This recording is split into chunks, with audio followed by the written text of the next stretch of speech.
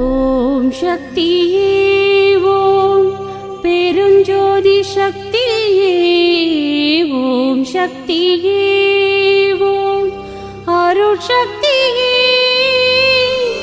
ஓம் சக்தியே ஓம் எங்கள் நிறை சக்தியே ஓம் சக்தியே ஓம் ஓம்கார சக்தியே ஓம் சக்தியே ஓம் நீலனே வான்மழையே ஓம் சக்தியே ஓம் முன்னை பழம்பொருளே அம்மா. உலகெங்கும் இருக்கக்கூடிய ஆன்மீக பக்தர்களுக்கும் எல்லாம் வல்ல சித்தன் மூட்டை சுவாமிகளுடைய பக்தர்களுக்கும் 14 சித்தர்களை தொழும் அடியவர்களுக்கும் நாம் நம்முடைய ஆசீர்வாதத்தை தெரிவித்துக் கொள்கின்றோம். அனைவருக்கும் ஆசீர்வாதம். உலகின் மூத்த மொழிக்கு சொந்தக்காரர்கள் தமிழர்கள். தமிழ் மொழியானது மிக பழமையானது. சித்தர்கள் பல்லாயிரக்கணக்கான ஆண்டுகளுக்கு முன்னரே தென் தமிழகத்தில் தோன்றியவர்கள், அவதரித்தவர்கள் என்று சொல்லலாம். 18 பேர், 14 சித்தர்கள். இவர்கள் அனைவரும் ஒருங்கிணைந்து மனித குலத்திற்கு எது நன்மையோ அதை சொல்ல வந்தார்கள். வடநாட்டில் நவநாத சித்தர்கள் இருக்கின்றார்கள். இந்த சித்தர்கள் மதம் கடந்த மானுடத்தை சொல்ல வந்தவர்கள்தான். மனித நேயம்தான் அவர்களுடைய குறிக்கோள். மனிதர்கள் வாழ்வாங்கு வாழ வேண்டும், ஒழுக்கமாக வாழ வேண்டும். பல்வேறு தீய சிந்தனைகள் அவர்களுக்குள்ளே எழக்கூடாது என்பதெல்லாம் சித்தர்கள் சொல்லியிருக்கின்றார்கள். நான் பல முறை பல சித்தர்களை சந்திக்கும் நிலையிலே இருந்தேன். பழனியில் திரு ஆவினன்குடிக்கு அடுத்த ஒரு தெரு இருக்கிறது. அதிலே சாக்கடை சித்தர் என்று ஒருவர் இருந்தார். நானும் அம்மையாரும் அங்கே செல்வோம். அவர் யாரையும் சட்டை செய்வதில்லை, அப்படியே குத்த வைத்து உட்கார்ந்திருப்பார். அன்ன ஆகாரம் அவருக்கு இல்லை. தேவைப்படும் பொழுது பசி எடுத்தால் அந்த சாக்கடையிலே ஓடுகின்ற தண்ணீரை 2 கைகளினாலே எடுத்து 3 மடக்கு குடித்து விடுவார். அவருடைய ஆசி பெற்று நலவாழ்வு பெற்றவர்கள் பல்லாயிரம். ஒட்டன்சத்திரத்திலே ராமசாமி சித்தர், அவரை வாரந்தோறும் சந்திக்கும் நிலை எனக்கு இருந்தது. அப்படி சந்திக்கும் பொழுது ஒரு முறை நானும் குழந்தைகளும் சென்றிருந்தோம். சாமி வாடா என்று கூப்பிட்டார். அருகில் போய் அமர்ந்தோம். போய் டீ வாங்கிட்டு வா என்று சொன்னார். ஒரு 4 டீ வாங்கினோம். சாமி ஒன்று எடுத்துக்கிட்டார், என்கிட்ட ஒன்று கொடுத்தார், குழந்தைகளுக்கு கொடுத்தார். கொடுத்து விட்டு நீங்கள்லாம் நல்லா இருப்பீங்க என்று ஆசீர்வாதம். யாரும் அவர் பக்கத்திலே அவ்வளவு எளிதிலே நெருங்கிவிட முடியாது. 585 ஆண்டுகள் வாழ்ந்தவர். அவருடைய வல்லமையை வடநாட்டிலே இருந்த நடராஜ சுவாமிகள் என்பவர் சொல்லித்தான் அனைவருக்கும் தெரிந்தது, புரிந்தது. ஒட்டஞ்சத்திரத்திலிருந்து பலர் வடநாடு ரிஷிகேஷ் யாத்திரைக்காக கிளம்பி இருக்கிறார்கள். ஒட்டஞ்சத்திரம் கடை தெரு வழியாக வரும்பொழுது இரவு 11 மணி இருக்கும். சாமி உட்கார்ந்திருந்தார் அங்கே சகுந்தலா பாத்திர கடை என்ற இடத்தில். இவர்கள் போவதை பார்த்து டேய் ரிஷிகேஷ் போகிறவங்கெல்லாம் இங்கே வாங்கடான்னு கூப்பிடுறார். எப்படி நம்ம ரிஷிகேஷ் போகிறது இந்த சாமிக்கு தெரிஞ்சது. உடனே எல்லோரும் வந்து, சாமி வணக்கம், ஏண்டா ரிஷிகேஷ் போகிறீங்க, என்கிட்ட சொல்லாமல் போகிறீங்க, அங்கே நடராஜ் சாமி இருக்கான், அவனை நான் கேட்டதா சொல்லு அப்படின்னு சாமி சொல்கிறார். சரின்னு சொல்லி இவர்களெல்லாம் போய் ரிஷிகேஷம் போயிட்டாங்க. அப்படி போகும்போது ஒட்டஞ்சத்திர மகான் சொன்னதை மறந்து விட்டார்கள். அங்கே ஒற்றை காலிலே ஒரு யோகம் செய்து கொண்டு ஒருவர் இருந்தார். அவரை கடந்து இவர்கள் போகும்பொழுது அந்த சாமி, டேய் ஒட்டஞ்சத்திரத்துலேருந்து வந்தவங்கெல்லாம் இங்கே வாங்கடா அப்படின்னு கூப்பிட்றார். சாமின்னு ஓடி வராங்க. ஏண்டா அங்கே ராமசாமி என்ன கேட்டான்ல, அதை ஒருத்தர் என்கிட்ட சொல்லாமல் போகிறீங்க, அவன் பெரிய சித்தனடா, அவனுக்கு வயது 585 என்று நடராஜ சுவாமிகள் ரிஷிகேஷத்தில் இருக்கக்கூடியவர் சொல்லித்தான் சுவாமிகளுக்கு அத்தனை வயது என்று நமக்கு தெரியும். முதல் வாரம் நான் அம்மா எல்லாம் போகிறோம். சாமி சொல்கிறார், பட்சி பறக்கப் போகுது, வழியை மறைக்காத என்றார். அது ஒரு பரிபாஷை, எனக்கு புரியல.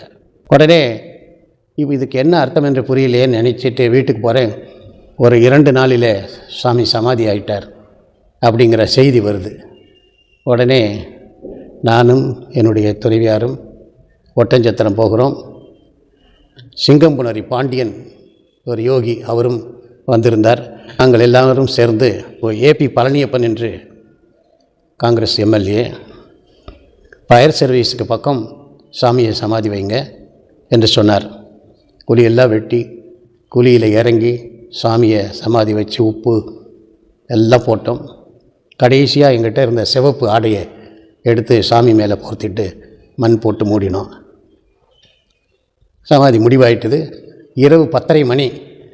நானும் என் துணைவியாரும் ஒட்டஞ்சத்திரம் வந்து பழனிக்கு வர்றதுக்காக பஸ்ஸில் ஏறிட்டோம். இடையில் விருப்பாச்சி மேடு என்று ஒன்று இருக்குது. ரொம்ப மேடான பகுதி. பஸ்ஸு எல்லாமே மெதுவாக ஸ்லோவாக தான் போகும்.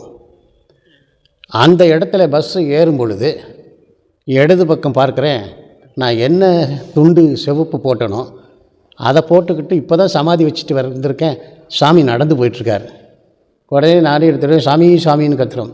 அவர் வேகமாக நடந்து போயிட்டார். இதை தங்கவேல் சுவாமி அவர்கள்ட்ட சொன்னேன். சாமி இது அவர்களுடைய பாவனை, ஒரே சித்தர் 1008 இடத்துல கூட சமாதி ஆவாங்க என்று சொன்னார்.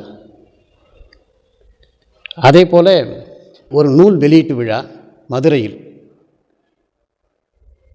அது சித்தர்களை பற்றிய சித்தர் கண்ட செம்பொருள் என்ற தலைப்பிலே ஒரு நூல், அதை வெளியிடணும்.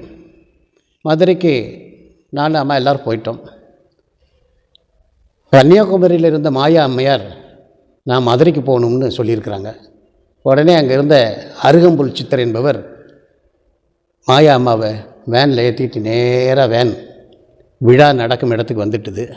வேனில் அந்த சித்புருஷ மாயா அம்மா மாபெரும் சித்தர் அவங்க உட்காந்துருக்காங்க. நான் அங்கே நிற்கிறேன். கூப்பிட்டுட்டாங்க. கூப்பிட்டுட்டு 10:30 மணிக்கு மேலே தான் நூல் வெளியீட்டு விழா. அதுக்குள்ளே ஒரு புத்தகத்தை கொண்டு வர சொல்லி அவர்கள் ஆசீர்வாதம் பண்ணி முதல் பிரதியவே என்கிட்ட தான் கொடுக்குறாங்க. என்ன ஆசீர்வாதம் பண்ணுறாங்க. அப்போ சித்தர்களுடைய ஆசி, அம்மையாருடைய ஆசி நமக்கு கிடைத்தது.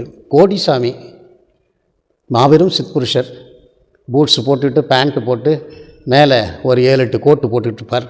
ஈஸி சேரில் படுத்திருப்பார். யாராவது வாயில் கொண்டு போய் அல்வா சாக்லேட் எதாவது கொடுத்தா அப்படியே துப்புவார். அதுதான் பிரசாதம், எல்லோரும் வாங்கிக்குவாங்க. ஒரு நாள் எங்கள் கல்லூரி பேராசிரியர் பரமசிவம் என்பவர், நாளைக்கு கோடிசாமியை பார்க்க போகிறேன் வரியானார். வாங்க போகலாம் அப்படின்னு காலையில் கிளம்பி போகிறோம். மதியம் ஒரு 2 மணி வாக்கில் அங்கே போயிட்டோம். சாமி சொல்லிட்டார், இவங்க 2 பேரையும் மேலேயே வந்து தங்க சொல்லினேன். அப்படி தங்குவதற்கு யாருக்குமே அனுமதி இல்லை. இங்கே 2 பேரும் தங்க சொல்லிட்டார்.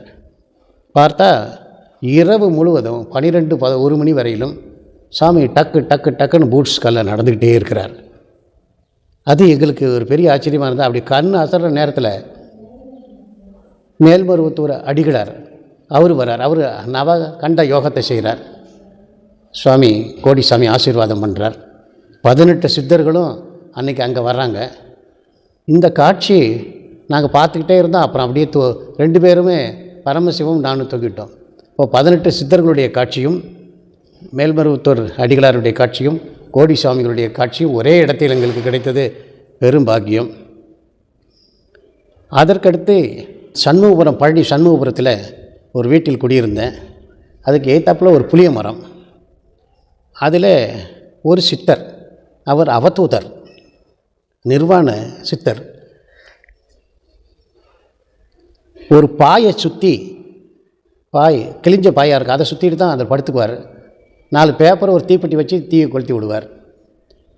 அப்போ என்னுடன் பணிபுரிந்த ஒரு பேராசிரியர், என்ன பைத்தியக்காரன்லாம் போய் சித்தர்னு சொல்கிறீங்க, அவர் பைத்தியம் பிடிச்சி போச்சு மரத்துக்கு கீழே படுத்துருக்குறான், அவரை போய் சித்தர்னு சொல்கிறீங்களே அப்படின்னு என்கிட்ட சொன்னார். அவர் சிற்புருஷர் என்று நான் உணர்கிறேன், அதனால் சித்தர் அப்படின்னு சொன்னேன். மறுநாள் மாலை 7:30 மணி இருக்கும். விளக்குகள் அணைந்து விட்டன, தெரு விளக்குகள். அப்பொழுது அந்த பேராசிரியர் எதிர்ப்புறமாக வருகிறார். சாமி அவருக்கு நேர் எதிரே வருகிறார். அப்படி வரும்பொழுது சுவாமியினுடைய நெற்றியிலிருந்து ஒரு பேர் ஒளி புறப்பட்டு அந்த பேராசிரியர் மேலே விழுது. அப்படியே பயந்து போயிட்டார். நாம் இத்தனை நாள் பைத்தியக்காரன் நினச்சிட்டு இருந்தோம்.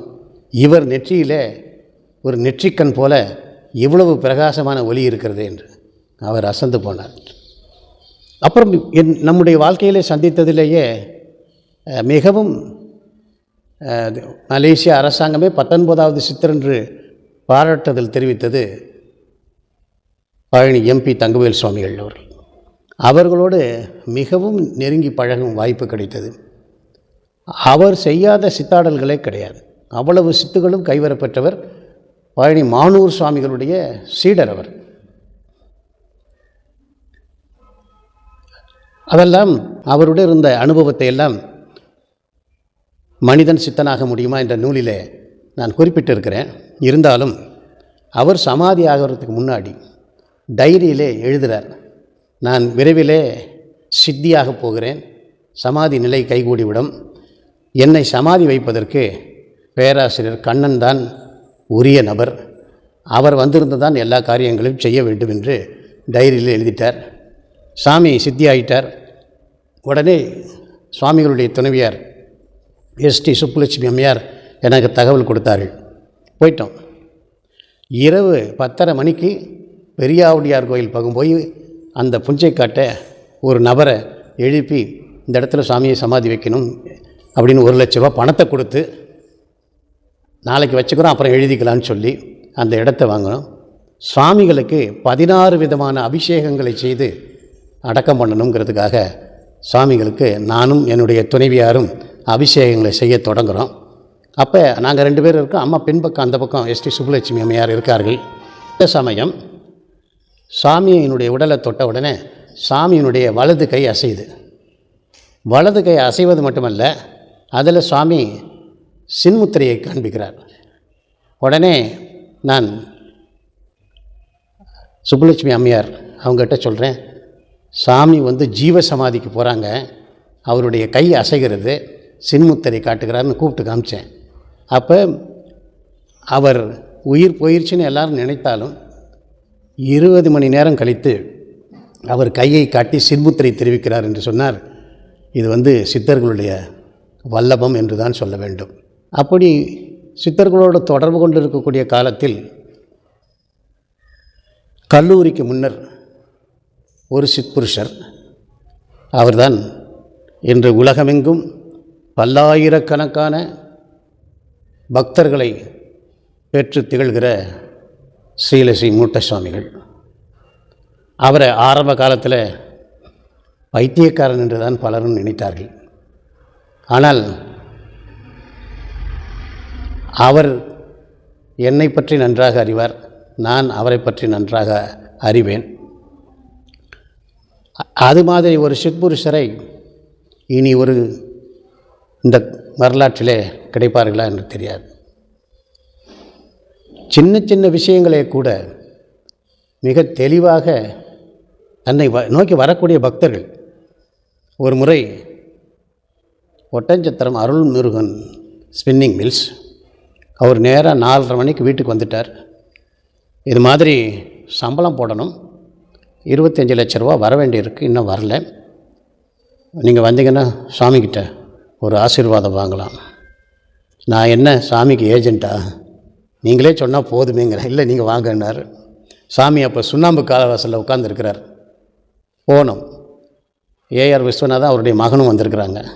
போனவுடனே ஒரு கல் பலகை, அதில் சாமி உட்காந்துருக்கார். வா சாமின்னு என்னை கூப்பிட்டு பக்கத்தில் உட்கார வச்சுக்கிட்டார். நான் சொன்னேன், சாமி ஒரு எல்லாம் தெரியும், இந்த கல்லில் படுக்க சொல்லு, அந்த பையனையும் படுக்க சொல்லு, எல்லாம் நான் பார்த்துக்கிறேன், நீ போ சாமி, வீட்டுக்கு போ சாமி, காலையில் வான்ட்டார். உடனே நான் கிளம்பி வீட்டுக்கு வர்றேன். அவங்க 2 பேரும் சாப்பிட்டாங்களா, ஒரு டீ குடித்தாங்களா என்னன்னு தெரியல. 5 மணிக்கு போய் படுத்துட்டாங்க. இவர் நடந்துக்கிட்டே இருக்கார். சாமி பின்னாடி கையை கட்டிட்டு நடந்துக்கிட்டே இருக்கார். விடிய காலையில் ஒரு 5:45 மணி இருக்கும். அந்த மில்லினுடைய மேனேஜர் வீட்டுக்கு வந்துட்டார். என்ன விவரம்னு கேட்டேன். இரவோடு இரவாக மெசஞ்சர் மூலம் 25 லட்ச ரூபா கொடுத்து அனுப்பிச்சிட்டாங்க. ஐயா எங்கன்னு கேட்டார். வாங்கன்னு கூட்டிகிட்டு போனோன்னே நேராக போகிறேன். சாமி எல்லாம் வந்துருச்சான்னாரு. எல்லாம் வந்துருச்சு சாமி, எந்திரிச்சு போக சொல்ல அவனை அப்படின்ட்டார். உடனே அவர்கிட்ட சொல்லி இப்படி வந்துருச்சுன்னு சொன்னோடனே அவர் ரொம்ப சந்தோஷப்பட்டு, இதெல்லாம் நாம் கண்கூடாக பார்த்த ஒரு நிகழ்வுகள். அதே போல் ஒரு சமயம் பார்க்குற வெட்ட வெளியாக இருக்குது, பஞ்சபூதங்களும் அப்படியே இருக்குது. சாமி இங்கே வா சாமின்னு கூப்பிட்டார். நான் கல்லூரியிலேருந்து வெளியில் வரேன். சாமி ரொம்ப நேரம் இங்கே நிற்காத அப்படின்னாரு. ஏன் சாமி அப்படின்னு. அதை பார், 2 மைனா பேசிகிட்டு இருக்கு, கேட்குதான்னாரு. என்ன சாமி பேசுது அப்படின்னு. 2ம் சொல்லுது, இன்னும் 15 நிமிஷத்தில் மழையும் காற்றும் கொட்டு கொட்டுன்னு மழை கொட்டப்போகுது, மழை கொட்டப்போகுது, நீ சீக்கிரம் வேறு இடத்துக்கு போயிரு அப்படின்னு ஒரு பட்சி சொல்லுது. இன்னொரு பட்சியும் சரி சரி போயிடலான்னு 2ம் பறந்து போயிடுச்சு சாமி, அதனால் மழை வரும், நானும் போய் காலவாசலில் உட்காந்துக்கிறேன், நீ வீட்டுக்கு போன்ட்டார். நேராக வீட்டுக்கு வரேன். சாமி சொன்னது போல் 15 நிமிஷம் கழித்து மழை கொட்டு கொட்டு கொட்டு கொட்டுன்னு கொட்டுது. ஒரு நாள் வரார். கிட்டத்தட்ட ஒரு வருஷத்துக்கு மேலே நம்முடைய வீட்டில் இருந்தார். முன் அறை அவருக்கு கொடுத்துட்டு நாங்கள் பின்பக்க வழியாக தான் வருவேன். அப்போ சொல்லும்போது அவர் ஒரு உலகியல் தன்மையை பற்றி சொல்கிறார். என்ன சொல்கிறாருன்னா, சாமி அவன் தொண்டையில் சாப்பாடு வயிற்றுக்குள்ளே இறங்கிறதுக்குள்ளே 5 லட்சம் 10 லட்சம் சம்பாதிக்கணும்னு நினைக்கிறேன் சாமி. எவ்வளவு தொண்டையிலேருந்து சாப்பாடு குடலுக்கு போகிறதுக்கு 2-3 செகண்டு தான் ஆகும். அதற்குள்ளேயே 5 லட்சம் 10 லட்சம் சம்பாதிக்கணும்னு நினைக்கிறேன் சாமி. அதெல்லாம் நிலைக்காது அப்படிங்கிறாரு சாமி. அப்படி வாழ்ந்தவர் எனக்கு தெரிஞ்சு அவர் பணத்துக்கு ஆசைப்பட்டதாக ஒரு விஷயமும் கிடையாது. பணத்துக்கே அவர் சுத்தமாக ஆசைப்பட்டதில்லை. குளிக்கணும்னு நினைக்கும் பொழுது நேராக இடுமங்குளத்துக்கு போவார். அங்கே போய் குளிச்சுட்டு வருவார். எங்களுடைய பேராசிரியராக இருந்தவர் ராமச்சந்திரன் ஒருத்தர். அவர் எப்போதும் சாமி கூட போயிட்டு வந்துக்கிட்டு இருப்பார். ஒரு நாள் 4 மணிக்கு கல்லூரியிலேருந்து வெளியில் வந்த உடனே ராமச்சந்திரன் அவர் பேராசிரியர் சொல்கிறார், இது மாதிரி நான் சென்னைக்கு போகணும், அதனால் போயிட்டு 2 நாளில் வந்துடுவேன் அப்படின்னு சொல்கிறாரு. அப்போ இந்த டீ கடை பக்கம் சாமி நின்றுட்டு இருந்தார், மூட்டையை வச்சுக்கிட்டு. கேட்டுட்டு அங்கேருந்து நேராக வந்தார். வாத்தியார் சாமின்னு தான் கூப்பிடுவார் அவர். பேராசிரியரை, வாத்தியார் சாமிங்க வா அப்படின்னாரு. எங்கே போகிற அப்படின்னாரு. மெட்ராஸ் போகிறேன். சரி வா, உன்னை பஸ் ஏற்றி விட்றேன். சாமி கிளம்பிட்டார். வா சாமி நம்ம 2 பேரும் போகலாம்னாரு. என்னையும் கூப்பிட்டாரு. 3 பேரும் பஸ் ஸ்டாண்டுக்கு வந்துட்டோம். ஒரு பஸ்ஸு சென்னைன்னு போட்டு ரெடியாக நிற்கிது. எப்போவும் ஒரு இடத்துக்கு போனால் ஊருக்கு போகிறவங்க தானே பஸ்ஸில் ஏறணும். சாமி முன்னாடி ஏறிட்டார். அவன் கண்டக்டரு டிரைவர் சட்டம் போடுறான், இவ்வளோ பெரிய மூட்டை தூக்கிட்டு ஏறியான்னு. நல்ல வேலை தங்கவேல் சாமியுடைய மகன் ரமேஷ் இருந்தாப்புல. சொன்னோடனே சரி அந்த கடைசி சீட்டில் சாமிக்கு இடம் கொடுத்துரு அப்படின்னு சொன்னோடனே போய் உட்காந்துட்டார். ப்ரொஃபஸர் ஏறிட்டார். 2 டிக்கெட். இவர் வச்சுருந்ததே 200 250 ரூபா தான். டிக்கெட் எடுக்கிறதுக்கு மாத்திரம்தான் காசு இருந்தது. நேராக சென்னை போய் இறங்கியாச்சு. ஆட்டோவும் இல்லை, ஒன்றும் இல்லை, அதுக்கு காசு இல்லை. நடந்தே அவங்க பையன் வீட்டுக்கு போகிறார். என்ன நினச்சிட்டாரு, ரிட்டனுக்கு பையன்கிட்ட காசு வாங்கலாம்னு நினச்சிட்டு போயிட்டார். அங்கே போனோன்னு வீடு பூட்டியிருக்கு. பக்கத்து வீட்டுக்கு யாரும் கேட்டால் அவர் மன்னார்குடி போயிட்டார் மாமனார் வீட்டுக்கு, வர்றதுக்கு 1 வாரம் ஆகும்னு சொல்லிட்டார். பேராசிரியர் பதறி போனார். திரும்ப போகிறதுக்கும் காசு இல்லை, வழி இல்லை. அப்போ சாமிக்கிட்ட சொல்கிறார், சாமி நீங்கள் பெரிய சித்புருஷர், எல்லாம் தெரிஞ்சவர், உங்கள் நாடகம் எனக்கு புரியல, இருந்த காசெல்லாம் செலவு பண்ணியாச்சு, இப்போ பசிக்குது, திரும்ப போகணுமே, வா அப்படின்னு சொல்லி இருந்த கொலாய் தண்ணியை ஒரு 3 கை குடின்ட்டார். இவர் 3 கை குடித்தார். சாமி நீங்கள் தான் காப்பாற்றணும், இப்போ என்ன செய்கிறதுன்னு, இப்போ உனக்கு என்ன அப்படின்னு சாமி கேட்க, திரும்ப போகணுமே சாமி பழனிக்கு அப்படியான்னு சாமி மூட்டைக்குள்ளே இப்படி கையை விட்டு வெளியில் எடுத்தார். எடுத்தால் 3 புத்தம் புது 100 ரூபா நோட்டு வெளியில் வந்தது. இந்தா இதுக்கு தானே நீ இந்த பாடுபடுற அப்படின்னு சொல்லி கொடுத்தாரு. ரொம்ப சந்தோஷம். சாமி காலில் விழுந்துட்டு பஸ் ஏறி நேராக வந்து அம்சவல்லி ஹோட்டலுக்கு விடு பழனி அப்படின்ட்டார். அம்சவல்லி ஹோட்டலில் வந்து சாப்பிட்டுட்டு சாமி சிரிச்சுக்கிட்டே போகிறாரு. இவரும் காலையில் வந்து இப்படியெல்லாம் நடக்குது, சாமி மூட்டைக்குள்ளே என்ன வச்சுருக்காருன்னு தெரியல, இப்படின்னு கையை விட்டார். 3 புத்தம் புது ரிசர்வ் பேங்க்லேருந்து வந்த மாதிரி நோட்டு வந்தது. இப்படி பல அதிசயங்களை நிகழ்த்த வல்லமை உடையவர் அவர். ஆனால் நாங்கள் 2 பேரும், நானும் சாமியும், ஒருத்தருக்கு ஒருத்தர் யாருன்னு வெளி மக்களுக்கு காட்டிக்கொள்ளவே இல்லை. சாமி என்னை ஒரு சித்புருஷன் என்று சொல்கிறது இல்லை, சாமியை நாமளும் ஒரு பெரிய சித்புருஷர்னு சொல்லலை. ஒருத்தர் நட்போடு பழகும் பொழுது தான், கொடைக்கானலில் வந்து தான் சாமி வெளிப்படுத்துகிறார் அந்த அர்ச்சகர்கிட்ட, நான் ஆதி பராசக்தி ஆதி சக்தியினுடைய அம்சத்தை கூட்டிகிட்டு வந்திருக்கேன்னு. அங்கே தான் இவர் வாய் திறந்து சொல்கிறார். அப்போ இவ்வளவு வல்லமை உடையவர்களெல்லாம் நம்ம வாழ்க்கையில் பல சித்புருஷர்கள் அப்படி வந்துட்டு போயிருக்காங்க. அதனால தான் நமக்கு ஒரு பண்பட்ட நிலையும் சித்தர்களுடைய நல்லாசியும் பரம்பொருளுடைய காட்சியும் இதுவும் கிடைச்சிது.